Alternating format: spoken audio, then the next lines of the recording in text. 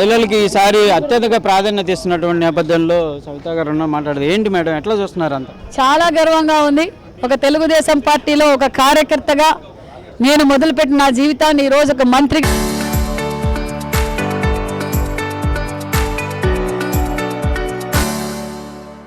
ఒక ఎమ్మెల్యేగా అవకాశం ఇచ్చి, మంత్రిగా కూడా అవకాశం ఇచ్చి, ఇలా తెలుగుదేశం పార్టీ స్థాపించిన నాటి నుంచి ఆనాటికే ఒక దళిత మహిళను స్పీకర్గా చేసిన పార్టీ తెలుగుదేశం పార్టీ. ప్రతిభాభారతిగా ఆనాటి నుంచి ఈనాటి వరకు మహిళలకు పెద్దపీట వేసిన పార్టీ, మహిళా సాధికారత కోరుకున్న పార్టీ, మహిళలకు ఆస్తిలో హక్కు కల్పించిన పార్టీ తెలుగుదేశం పార్టీ.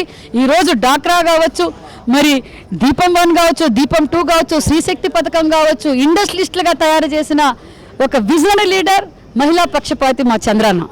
ఈరోజు తల్లికి వందనం కావచ్చు, ఇలా మహిళలను ఎప్పటికప్పుడు ప్రోత్సహిస్తూ, మహిళలు క్రీడలను కూడా మహిళా క్రీడాకారులను కూడా ప్రోత్సహిస్తూ వారికి పెద్దపీట వేసిన పార్టీనే తెలుగుదేశం పార్టీ. తెలుగుదేశం పార్టీ మహిళలను అపారమైన గౌరవించే పార్టీ.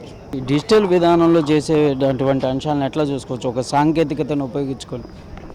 గిన్నీస్ రికార్డులో ఎక్కబోతున్న పార్టీ తెలుగుదేశం పార్టీ. 44వ పార్టీ ఆవిర్భావ దినోత్సవం రంగరంగ వైభవంగా ప్రతి క్లస్టర్లోనూ భారతదేశ చరిత్రలో ఏదైతే ఈరోజు నరేంద్ర మోడీ గారి సూచనల మేరకు మరి రాష్ట్రం బాగుండాలి, దేశం బాగుండాలని కోరుకున్న వ్యక్తి చంద్రబాబు నాయుడు గారు. నిజంగానే మా యువగల అధినేత వర్కింగ్ ప్రెసిడెంట్ నారా లోకేష్ బాబు గారు స్ఫూర్తి, తనకున్న నిబద్ధత, నిజాయితీతో ఈరోజు రాష్ట్ర వ్యాప్తంగా మరి ఈరోజు సుమారుగా 1850 క్లస్టర్లలో ప్రతి కార్యకర్త గర్వంగా మేము అభివృద్ధి చేశామని చెప్పుకునే ఏకైక కార్యకర్త తెలుగుదేశం పార్టీ. ఇది అయితే క్లియర్గా మహానాడు అనేది ఒక అద్భుతం చేయబోతున్నాం అనే విధంగా కూడా సవిత అయితే చెప్తున్నటువంటి పరిస్థితి ఉంది.